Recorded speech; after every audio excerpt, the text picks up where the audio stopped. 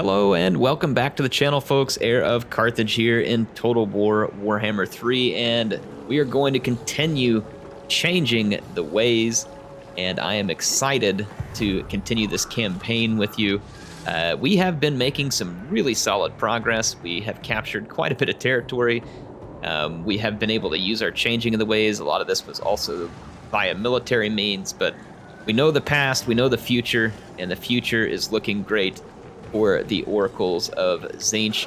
We'll kick things off. I'm going to get started real quick with a quick ad from the sponsor for my channel, eWin Racing.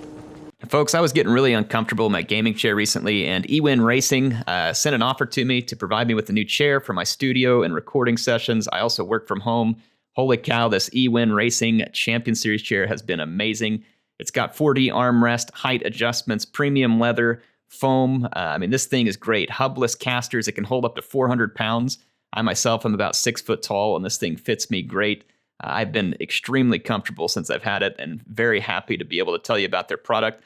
I did have them help me set up a 20% discount code for you all. If you decide you are interested in one of their chairs, I suggest you go check it out. I got a link in the description, and I appreciate them sponsoring the channel. If you need a gaming chair, definitely go give this a look. I can recommend it. Like I said, I've been using it for weeks, and it has been fantastic. Okay, let's jump right back into the campaign. I am going to probably end our turn first. We have a little bit of cash we can put to use here to improve our settlements, and you know, I probably will. Let's go ahead and do an Infernal Citadel, keep building up the Road of Skulls. Let's go ahead and skip to this turn end and try and see. Oh, Kislev, bring in the heat. Bring in the heat. I don't know that we can win this. We got a Boyar here attacking us. He has got a lot of troops. Fortunately for me, a lot of them aren't ranged troops. But I don't know how well we're going to be able to hold this back. Let's take a look at the map real quick. If there's a pretty defensible position, maybe we can win. But I don't like the looks of this, and I would rather focus my time on something else rather than fighting a long defense against this, which, you know, we might be able to win. We really might be able to pull it off. But let's go ahead and just give the AI a freebie, let them feel better about themselves. That was Karak Doom, which we had just spent some time fixing and getting it ready. But hey, no rest for the weary. And the ever-changer of ways is always up for another challenge anyway, which reminds me, our fort here is going to be similar defense level. So I've never seen Kislev push out this far north, especially not when the dwarves are gone, but they've been replaced by greenskins. So I don't know how Kislev making friends with the greenskins, but if only I were so lucky in my campaigns. It certainly has not been the case. There's a decent ogre garrison here, and it wants to kill off some of my units, so let's go ahead and wreck the ogres and take their settlement for our own. As Kairos approached the ice caverns here at Mirdrak, the ogres were in a position to defend, and were the Lord of Change so foolish and didn't see the future so well, he might just charge in. But he isn't so foolish, and Kairos knows how to weave the fates, so his forces are going to really be working on picking away at the defenders rather than just rushing into melee. You can see some nobblers here hurling knives up in the air wildly, trying to take out my screamers who are attacking their towers, and we will be having to destroy many, many towers. In other videos where you watch me where I'm more aggressive, and we play differently with Tzeentch when we're in these minor settlement battles, because Tzeentch doesn't just come in here and plow headlong into melee with the type of units we have. So you really have to work the enemy down a little. I'm doing that right now by coming up and skirmishing and trying to goad enemy units into a good opportunity for me to pick them off piecemeal. And you can see that we're already accomplishing that. So here my pinks have picked up a unit of ogre bulls with dual weapons that's charging. So they're going to get absolutely crapped on. And then over here we've got these Mournfang cavalry all drawn into us as well. And so my soul grinder will take a little bit of damage here, but puts me in a great opportunity to come forward and support with my blue horrors and my flamers, and that we will do. I've also got Kairos here who can support in that fight. See, we are busy trying to tear down the tower. We did already, and they're already rebuilding it. They've just built another one back here. And like I said, that will be the first of many, many towers for the AI. They don't give up easily on that type of stuff. So there goes the Ogre Bull. It charged us. That was separate of the dual weapon that was already killed. So the Ogres have already lost a couple of monstrous infantry units. Oh, how my units do have enough range. They're firing on the Nobbler Trappers now, which is totally fine. You see my Flamers opening up over here. Absolutely melted the Mournfang cavalry. Flamers have limited ammunition, and they definitely can cause some pretty serious friendly fire, but if you use a little bit of single entity cheesing, Flamers can really get some damage done. Exalted Flamers and Burning Chariots as well. All of them have that same warp fire missile weapon that they use. It's incredibly powerful. You can see over here we're wrecking some Nobblers. Got charged by another unit of Ogres. This is another unit of Ogre Bulls, which also got cut down by my Pink Horror. So the AI continues to try and defend its front lines, and I am punishing it by destroying unit after unit as they make their attempt to break on through here. So you can see it is not working out well, and if I mitigate the damage I take from towers, which I just re-destroyed this tower, or I'm about to re-destroy this tower, and we'll move on to the other one. I've got one firing at me here. They've now started building a third one back here, and I believe they build a fourth one eventually too, so the Ogres just really double and triple down on the towers, but it really won't make any difference. The towers they have are not powerful enough that they're causing me significant damage, and so it's just really not a concern. Here comes another Ogre Bull with dual weapon. My Pinks didn't get their shots off quite as early as I would have liked.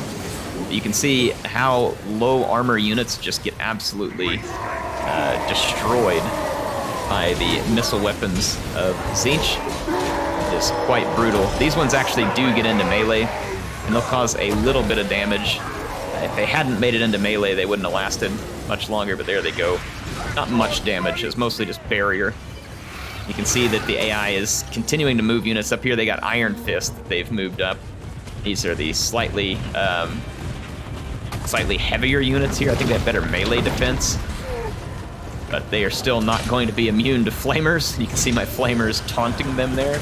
Look at the damage, that one volley, and then nice brutal shot from Soul Patchy over there. He's getting hit by the tower, unfortunately. We quickly ran off the Iron Fist. Without much worry, I'm going to move Soul Patchy back out of the way a little bit, try and keep him safe. And I'll send some units over to start destroying these other towers that the AI is busy building. See, there's the fourth one, so they're working on 4 different tower positions. This Ogre Bull with dual weapon, like I said, did manage to get into melee. There's another one running in. So we're now getting a little bit of pressure over here, so I'm going to bring my veterans of Ingerson here. Some of my Forsaken of Tzeentch that are rolling up. We're going to cut our way through these Ogres. Make sure that we get rid of them. I've got Kill Scribe right in the middle of this as well. He can summon a unit as needed. I don't think we need it yet, but we're going to save my Pink Horrors and drive back these Ogres with some overwhelming melee power there. And then I'm going to use my Flyers to continue to shred the enemy. You can see here my Screamers are going after another tower. And we're really just kind of piecemeal picking the Ogres apart. I'm going to fast forward for a minute just so you can see how this process plays out.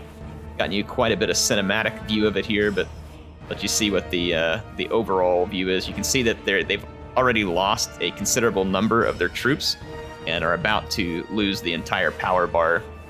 And the more units they bring forward, the more I just pick them off one by one, and it's going to work extremely well.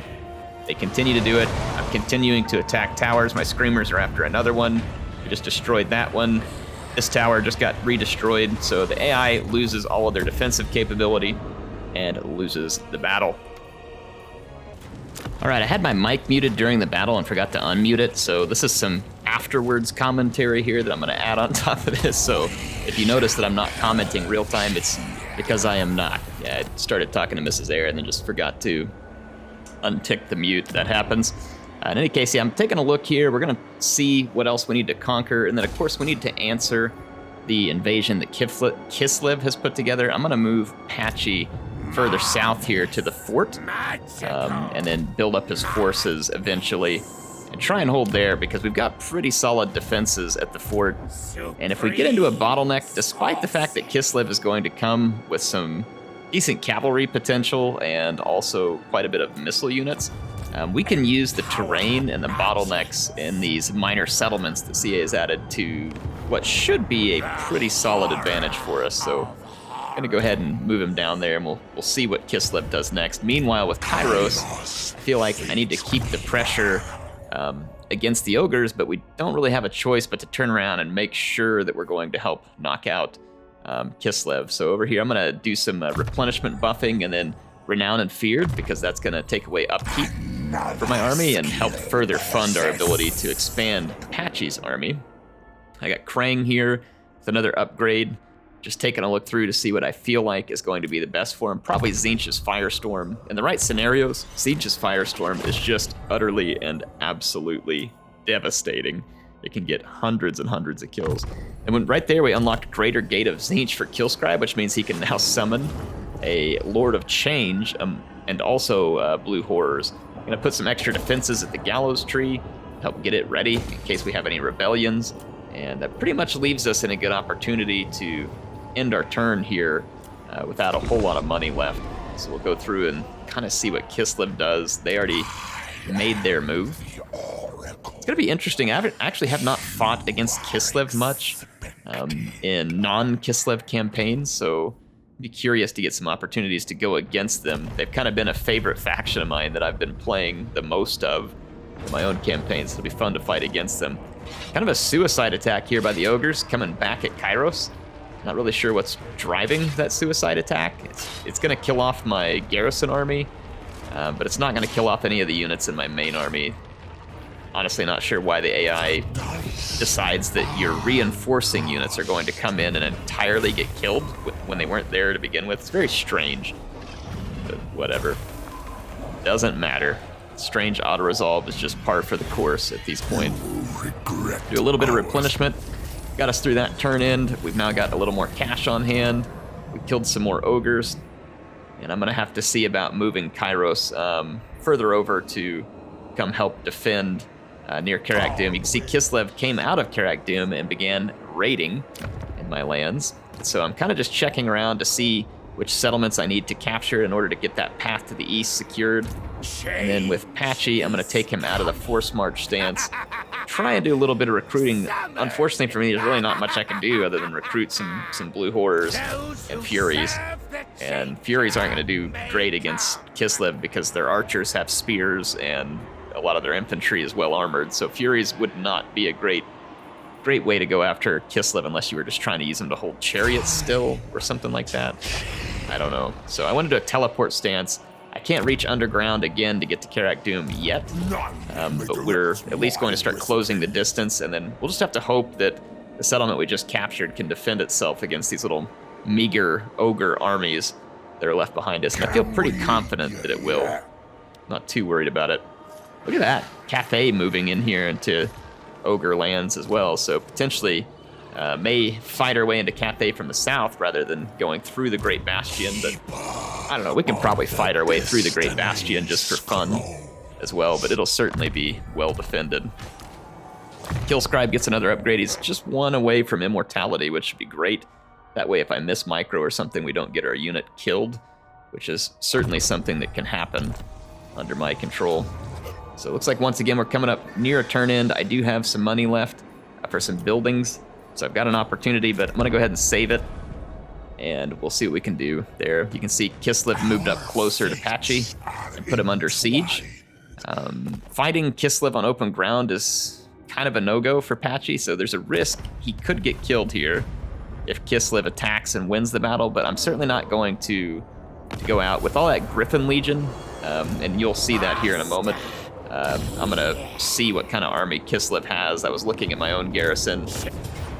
They have a couple of units of Griffin Legion and some Winged Lancers. We would get absolutely pummeled by that on open ground. Now it's possible I could win this battle on open ground, but I don't feel as confident about it. So despite the fact that I'll start taking attrition, I'm gonna let Kislev siege here, and I'm gonna move Kairos forward, because even in the bad scenario here that they kill Patchy, I'll just remake him, of course, because I can do that. And Kairos will easily take a dump on Kislev's Boyar here, who is well beyond his borders. But I do appreciate the challenge. I like the AI bringing some battles to me and making things interesting in the campaign. So I think it's awesome to see these factions come up and challenge me rather than, like in my own campaign playing as Kislev, we were just struggling to survive. It's kind of cool to see the AI come up and give me a challenge that I didn't expect.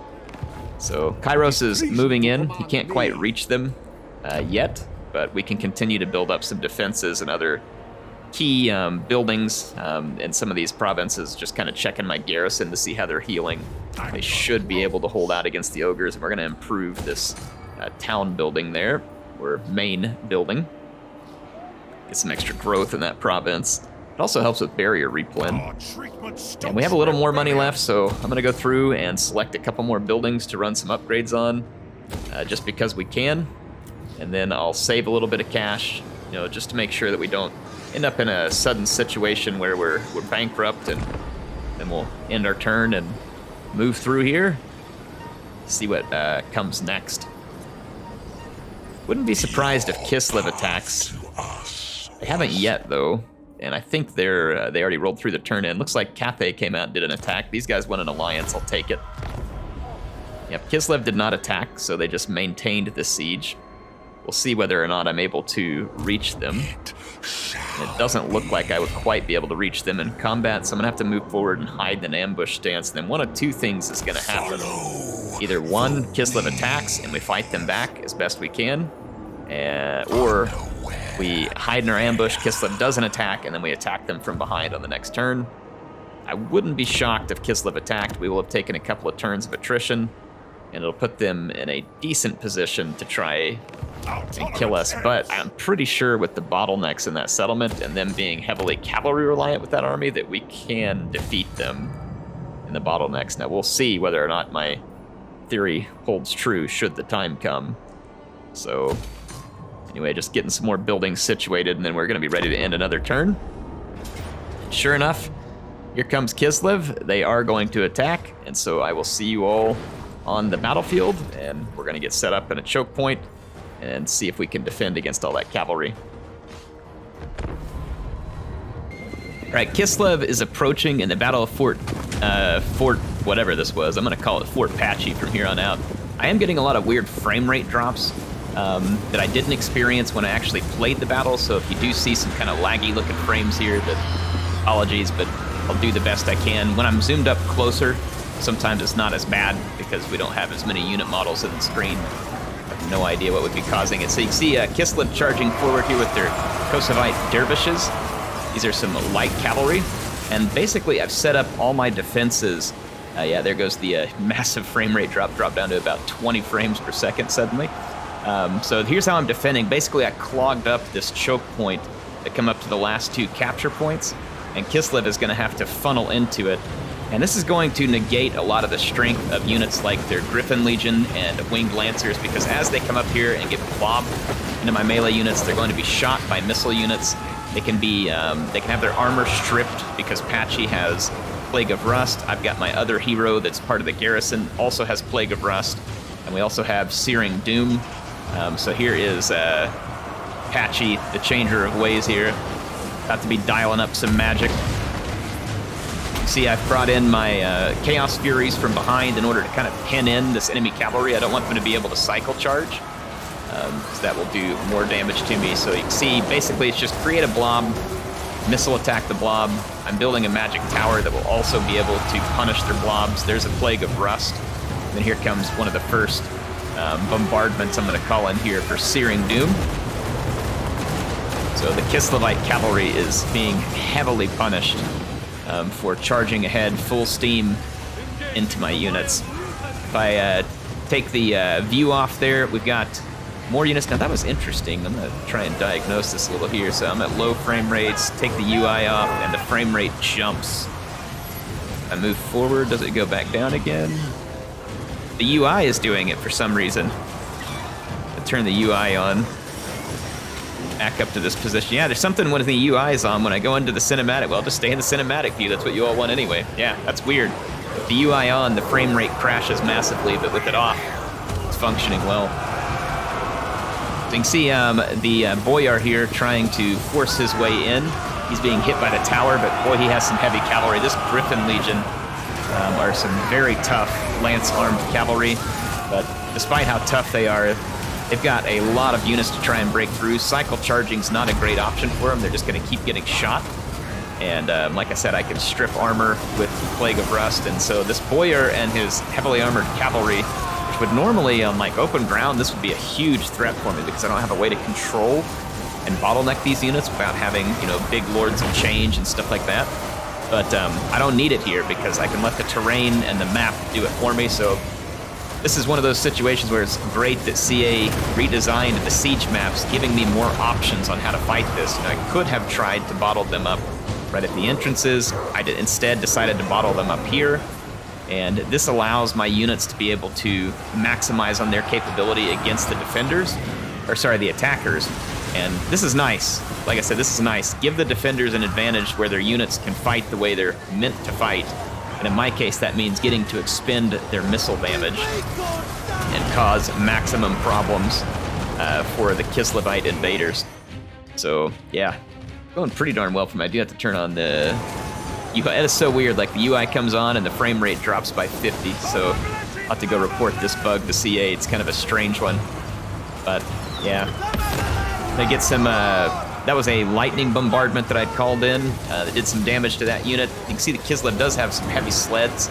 And the Boyar, I keep taking away his armor, and I've targeted him with my pink horrors. Because when his armor gets lower, their damage will be increased towards him since they don't have, by nature, armor-piercing missiles. At this point, Kislev is taking a hefty beating. As my blue horrors run out of ammunition, I'm just going to go ahead and charge them forward. Start bogging down the AI in combat. Fortunately for me, the Streltsy and the other units back here are kind of being body blocked by their own units that are engaged with my blue horrors, so they can't really use their missile weapons to any good effect. I didn't give them any positioning to use guns very well. Now, they could use bows, and they do have some bows that are moving towards me. AI has been slow to deploy them. Look how tough this Griffin Legion and Zargard is. It's been very difficult for me to beat them back, and then here comes the heavy war sleds as well. I'm going to target those heavy sleds, try and get some damage done. The sleds are definitely a concern to me because they could cause a break in my line, which would put me in a significant risk of being killed here. So back there goes one of the sleds, doing exactly what I said I didn't want it to do, which was breaking through me. I'm channeling more Winds of Magic in for Patchy using the special army abilities, and you can see my blue horrors holding the enemy back. The tower is firing. And that Boyar, I'm going to turn on my UI just for a moment. The frame lag appears to be mostly better, so it's something about when all those units were on here, but it's mostly better. The Boyar is very weak, and his force is weak. There it goes again. Lapsing, and as soon as I take the UI off, it stops. That is interesting. I'll have to link CA to this video and let them see it. But in any case, yeah, there's what's left of the Kislevite army. And it is being driven back. And it is defeated. All right, I forgot to turn my back on still at this point, but here in a moment I recognize it. So it only takes me a little while, folks, don't worry. So solid victory for us there over Tor. This Boyar is defeated, and no doubt a message sent to Kislev that their fates are indeed about to be changing, and not in the way that they hope. Not in the way that they rescue Urson, because I got a feeling we're going to have ourselves a new pair of eyes. We can see the future, right? And suddenly we'll be able to see the present with that nice set of bear eyes crammed onto our skull. Wonder how they're going to install those. Would they go to Throt the Unclean? I'll bet Throt has a nice, you know, like, payment plan and everything. You just give him a little mutagen, and he'll install those new eyes for you, make sure everything's functioning. So, sounds like a good idea. So the rifts have opened, and in terms of where we should go, we have the option of going to Slaanesh Land, Tzeentch Land, or Nurgle Land. And when I'm looking at this, Nurgle Land is seeming like the most appealing because we don't have a good army for fighting Slaanesh. All right, the rifts are open, and this should be a great opportunity for us to head into the realms of chaos. I'm trying to think about, depends on which one we go into. Like, we are ill-prepared to face Slaanesh, so I don't want to make that move at the moment. Facing other Tzeentch armies wouldn't be too terribly bad. Honestly, the easiest to face right now would be Nurgle. So I think I'm going to head to the realm of Nurgle just more out of necessity right now than anything. We'll use Patchy's army to go try and retake Karak Doom and hold what we have. Fortunately, we don't have too much money tied up in any of the new stuff that we captured. Let's drop into here and let's head to the land of the Plague Lord and get started here.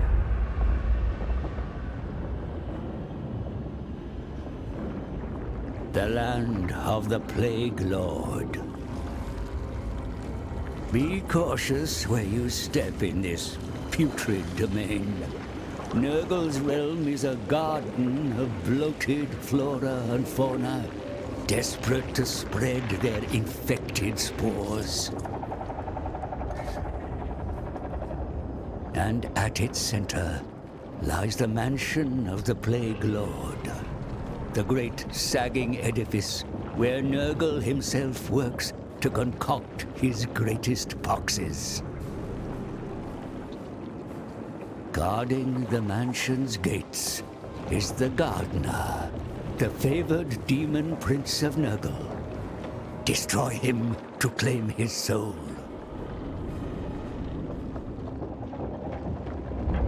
I spied the mansion and the one that lived within.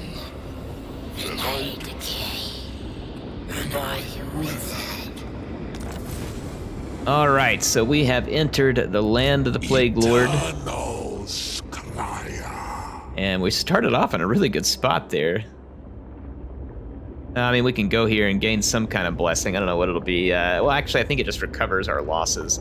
Nothing good. We got to run over here and pick up immunity to the plague and then make our way through. So we've got some work to do there.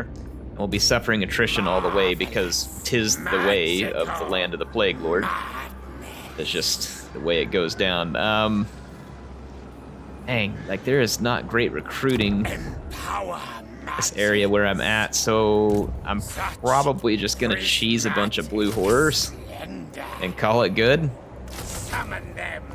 And use them to try and plow through Karak Doom and just have enough forces to keep us safe.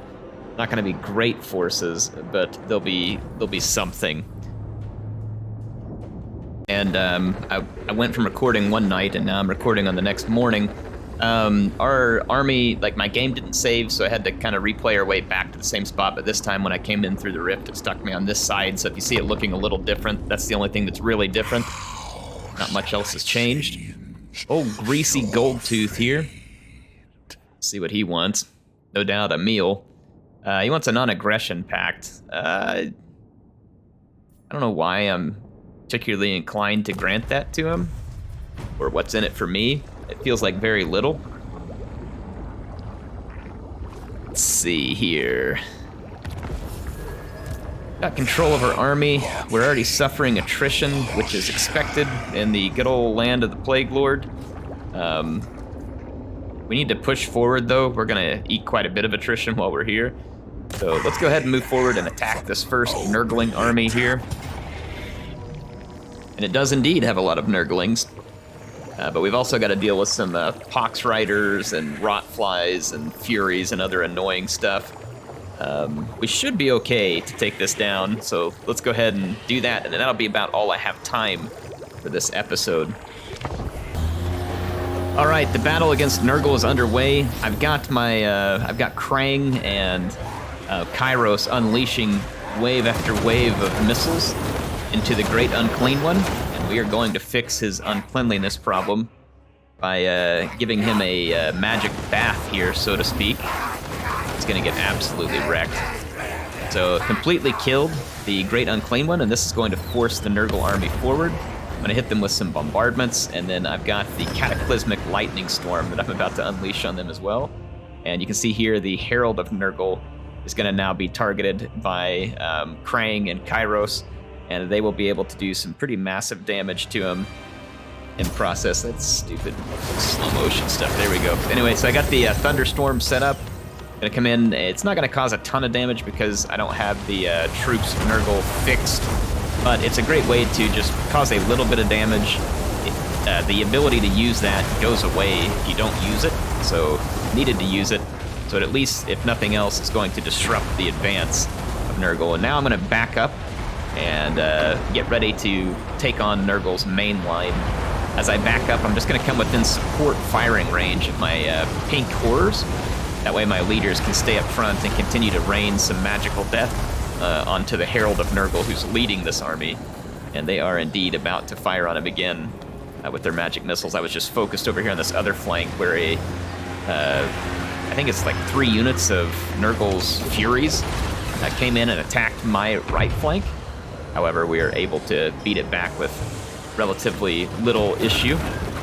Meanwhile, the Herald of Nurgle takes another withering barrage of magic missiles from the Changer of Ways, but then the large Nurgle Air Force comes to engage my flyers, so again, I'm going to pull back further, get into some support range. I'll have to send some Screamers in to support this fight. I'm a little bit slow here, and I didn't notice how quickly Krang was getting chewed on.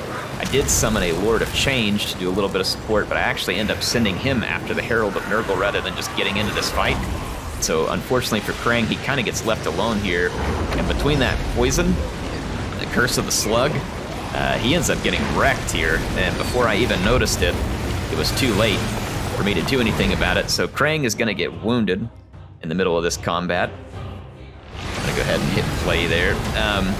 So he'll go down, but he does have immortality, so we won't lose him as a character. We just have to wait a few turns while he is wounded before we can get him back into battle. You can see there he ends up lasting a little bit at the end, but won't be quite enough to save him. The Screamers arrived a little too late to give him the reinforcement I need. That was a pendulum I had spun up to do some damage to those Plague Bearers, the Exalted Plague Bearers, and then back here I'm going to use the Magma Storm Cataclysmic spell.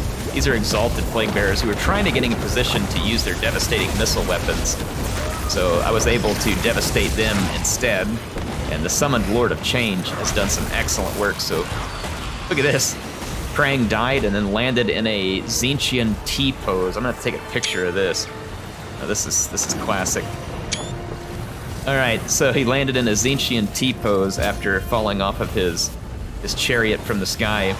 I had the same frame rate drops earlier in this battle. I don't know if it's still doing it. Let me get behind my troops. That's where it did it earlier.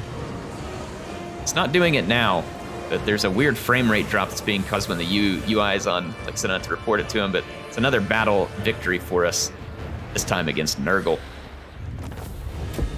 Well, I done screwed up and got Krang killed, but I think he's just, I think he's wounded. I'll check it out. I wanted to say that we got him up to immortality, but I could be wrong. I hope not, because I've done a lot of work on that character.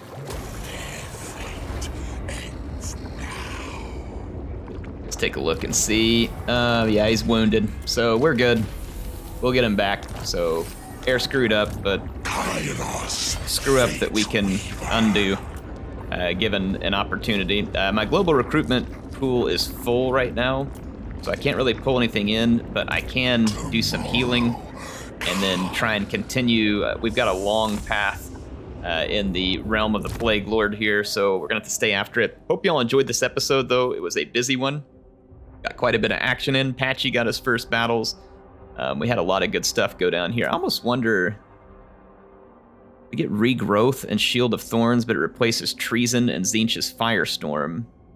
That's okay, because I would still technically have that available through Krang, and then that would give us, you know, Pendulum and the other stuff we picked up through having these different shards.